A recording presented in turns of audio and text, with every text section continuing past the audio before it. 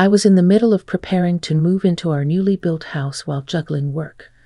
That day, I finished work early and decided to stop by the new house before heading home. I was shocked to discover my husband Greg, who was meant to be looking for a job, was actually having an affair with another woman. "Why don't we kick my wife out and live here together?" the woman asked. "Really? I'm so happy." "So how do you plan to kick out your wife?" Greg responded. I was stunned by this unexpected turn of events, but refused to let things go their way. I called Greg's relatives. When I showed Greg's family the new place, guess what? Greg was there, hugging his mistress Julia with barely any clothes on.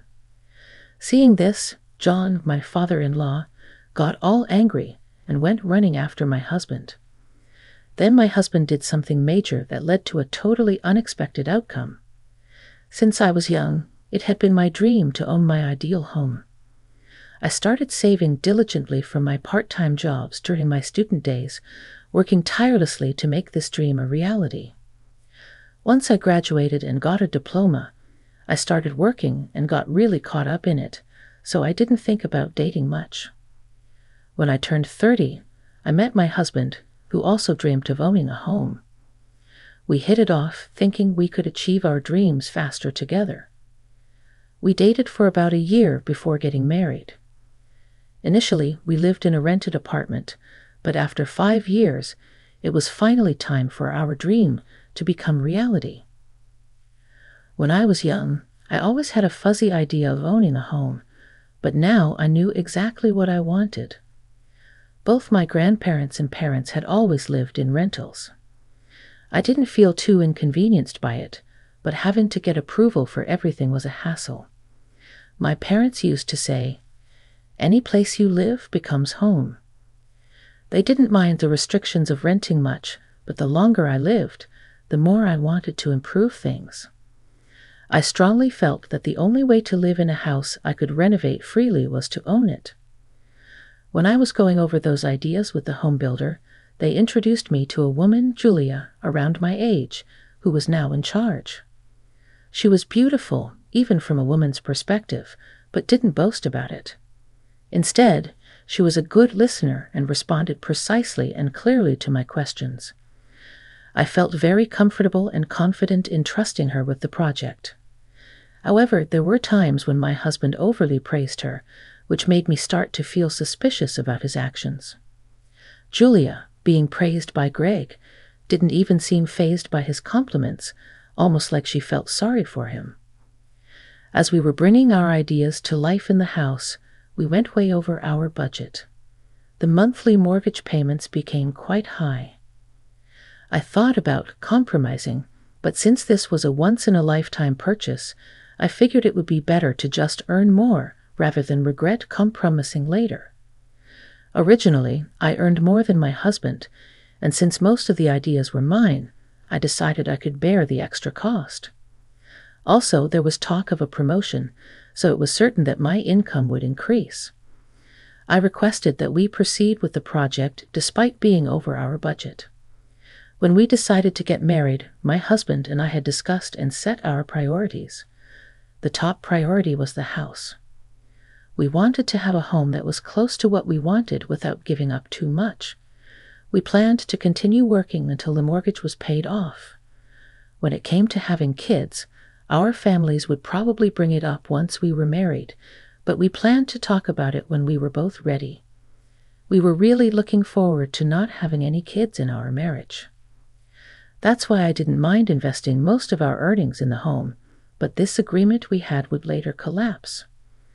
After a while, my promotion was confirmed, and I became even more dedicated to my work. There were days when I couldn't go home early due to handling responsibilities to my team members, and sometimes I had to work on weekends to keep up. My husband, having plenty of time with a 9-to-5 job and no overtime or weekend work, started taking over more of the discussions about the new house.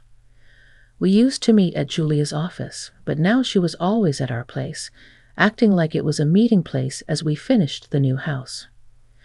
"Did you have a meeting with Julia at our house today?" Why can't you just go to her office instead? What did you guys talk about? How's the progress going? I asked my husband many questions. To these he responded, we talked about the details and various things, refusing to elaborate further. What does various things mean? I wanted to ask more, but since I had been too busy and left the new house matters to my husband, I felt guilty and couldn't press him further. If it bothers you that much, why don't you take responsibility? He would say, ending the conversation. Worried about being dismissed like that, I didn't pursue it further. But then an unbelievable situation developed. Without consulting me, my husband quit his job. One day, as the completion of our dream home was just around the corner, I noticed my husband was still lounging around the house when it was time to leave for work. Isn't it time for you to go to work? I asked. Work? I quit. It's inconvenient to commute from our new place, right? With your salary increase, we'll manage for now, he said, smiling smugly, without any remorse. Are you out of your mind? We thoroughly considered the commute when choosing the location, right? You were the one who said it was okay that only local trains stopped there, and although it's a bit of a walk to the station, it's good for our health, right? I replied. Is that so? He said, which infuriated me, and I snapped back, Stop being ridiculous. I thought we could manage the extra spending because I was expecting my husband to make more money. Originally, we were supposed to achieve the dream of owning our home with both of us working. Why has it suddenly become just my earnings, even if he had decided to quit his job? I wished he had discussed it with me first. After venting my frustrations, my husband, not fully grasping the gravity of the situation, asked if I was really that angry. Noticing my unresolved anger, he promised to find a new job within 2 months after we moved in, and we settled the matter on that note. But my distrust only grew deeper. Meanwhile, our long-awaited new home was finally completed. I meticulously customized and imported furniture from abroad, so I decided to fully move in only after everything had arrived. My husband wanted to choose a workplace that would be convenient to commute from our new home, so we frequently walked to the nearest station to explore options. But his job search was not going as well as expected. He wasn't home much because he spent most weekdays at the job center. From his behavior, I believed he was genuinely trying to find a job. I thought it would be better for him to find a stable job that he could keep until retirement rather than rushing into something short-term. Since a promise is a promise, I decided to wait a little longer and see how things unfolded. One day, I was still forced to work on weekends. As I hurriedly got ready, my husband said he would take care of the household chores, for which I was thankful. It bothered me that he insisted on me leaving early for work, but it was good that he took over the morning chores, allowing me to leave for work with ease for once. I finished work by early afternoon and considered going straight home to rest. But thinking my husband would be relaxing by now, I didn't want to disturb him. Instead, I went to our new home to choose curtains, something I had been postponing. There were small windows, and I hadn't yet taken their measurements. My husband had already relaxed at the new home, but I hadn't experienced it yet. I thought it might be nice to eat a late lunch there, so I bought some snacks at the nearest station and arrived at our new home.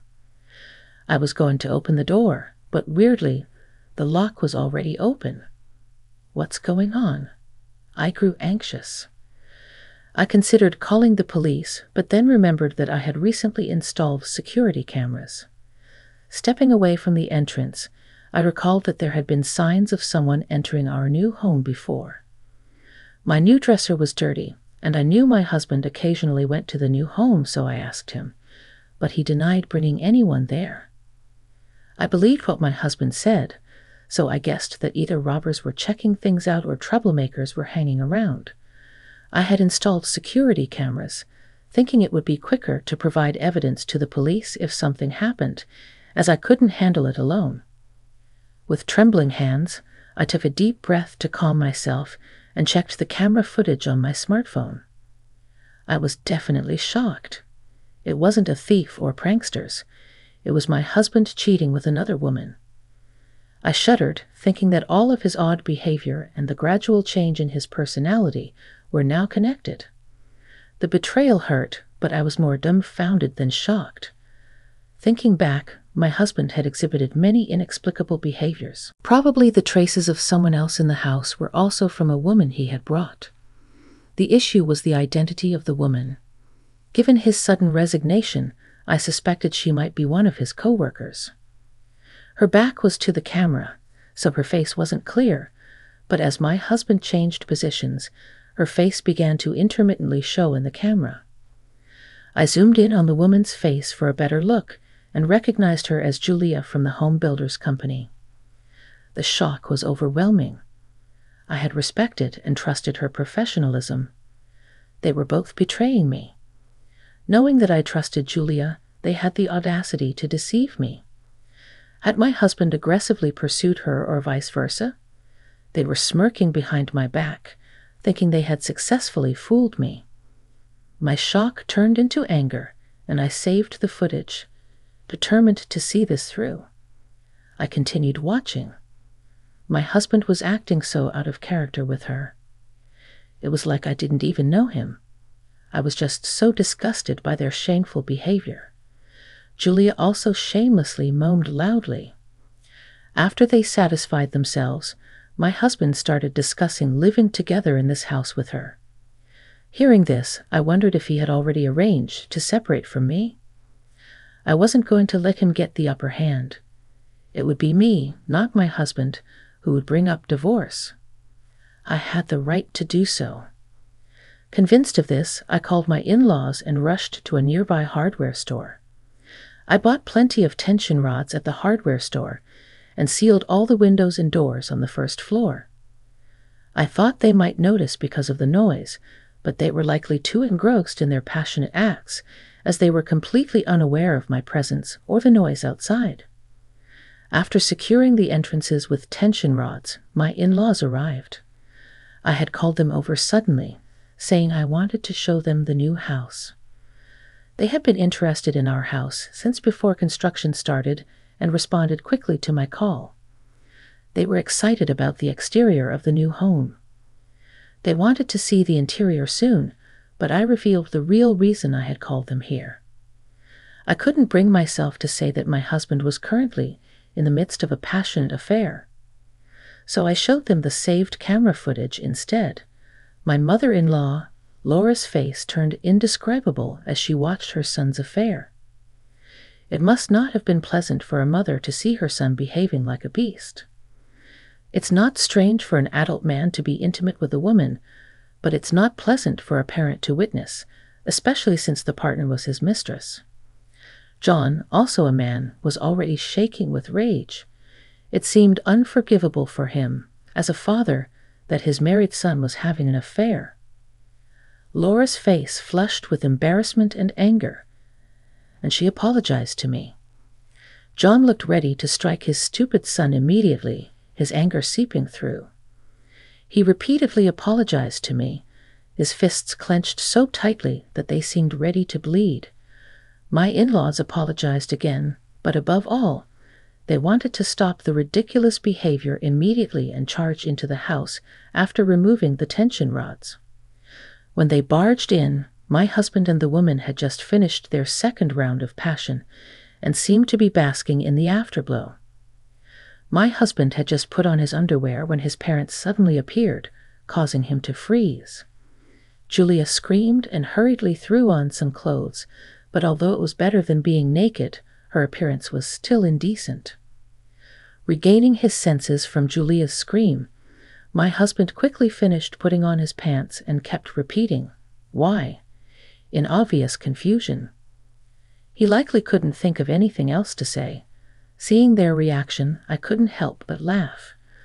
Julia tried to escape through a window, but she couldn't open it because I had secured it with tension rods. She screamed hysterically, "What's going on?"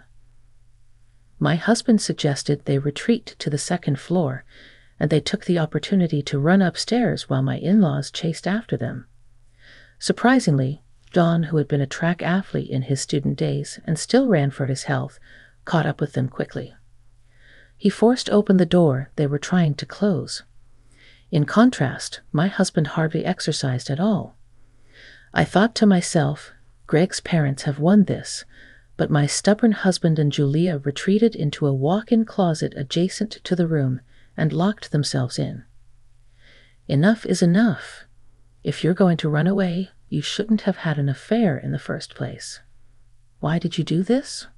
Aren't you ashamed? Come out. My in-laws continued to scold my husband through the door, calling him shameless. This is such a betrayal. I'm going to divorce you, and you will both pay me compensation. Then Julia blamed my husband, saying, "You said we wouldn't get caught." My husband replied, "We'll talk about that later. Let's just try to escape now," showing he hadn't given up on fleeing. Despite my in-laws urging them to surrender, my husband kept saying they could escape through a window. However, Julia refused to jump from the second floor, fearing injury. My husband tried to convince her by mentioning the potential for having to pay damages, and eventually they both jumped out of the second floor window. A thud was heard, and when we checked from the upstairs room, we saw them crumpled on the ground, unable to move. Going outside, they were both complaining of pain. Julia's leg was bent at an odd angle. My in-laws suggested leaving them be as they deserved it for their actions. However, feeling a final bit of compassion, I called an ambulance, but it was quite a sight. My husband shirtless and Julia just in underwear, covered by my husband's shirt. I watched from a distance as they struggled to answer the emergency responders' questions due to the pain. The ambulance crew, accustomed to various emergencies, could likely guess the situation from their appearance. Later, I visited my husband in the hospital with a lawyer and my in-laws to discuss divorce and compensation. After he was taken to the hospital, they contacted me to bring his insurance card, but I didn't go. My in-laws went instead, but just left what was needed at the reception and returned.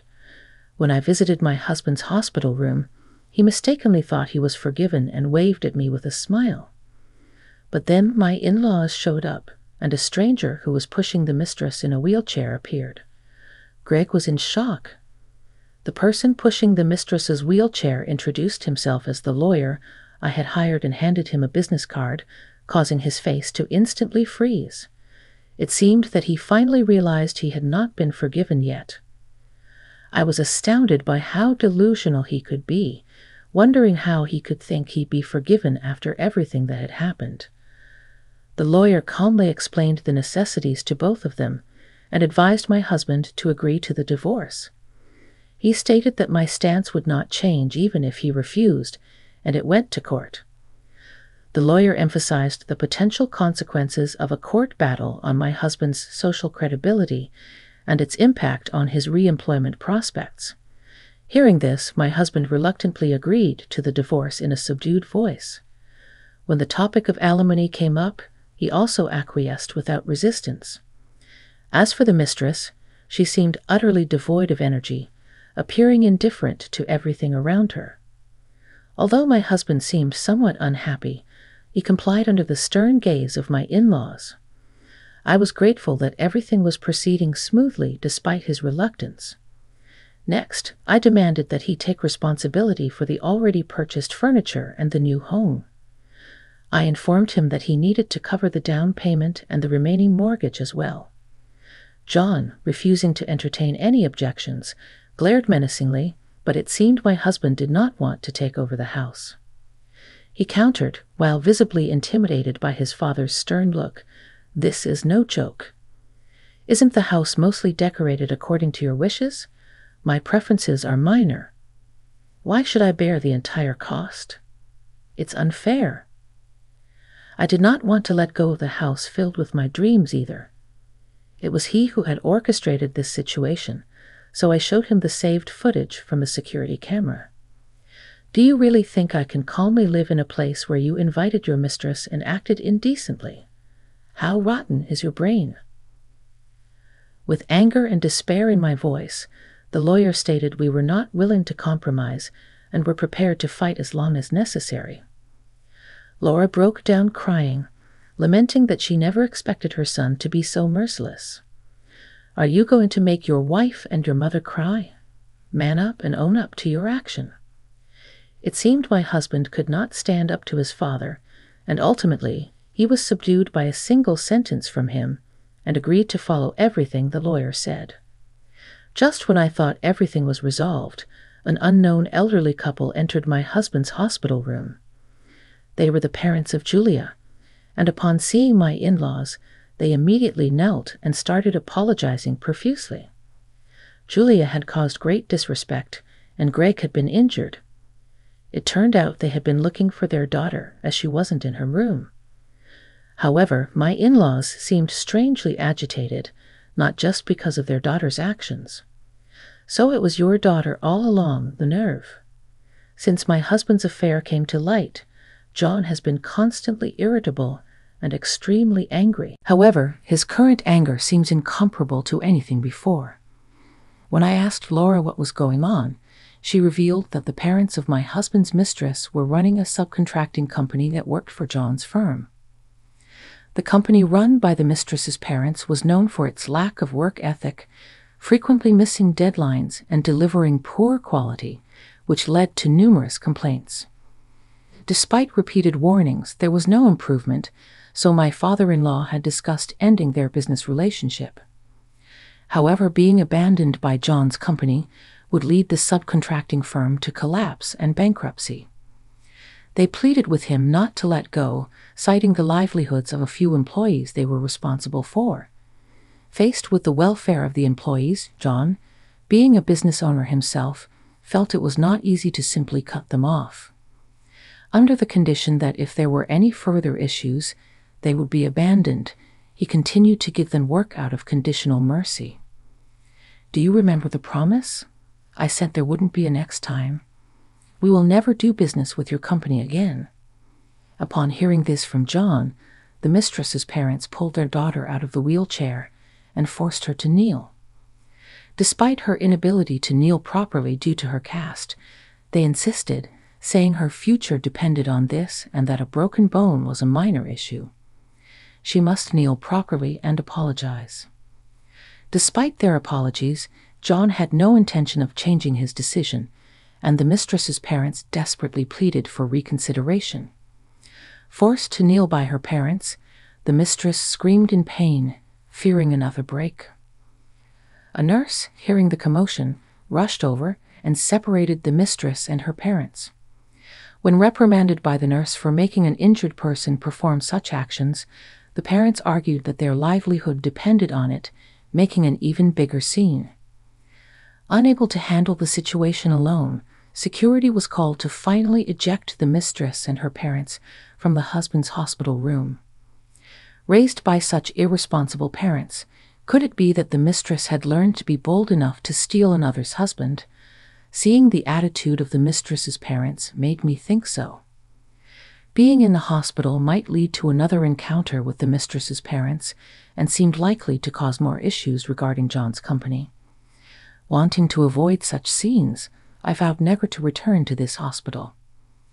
As I no longer have anything to discuss with my husband, I informed them that any further communications should go through my lawyer and left the hospital.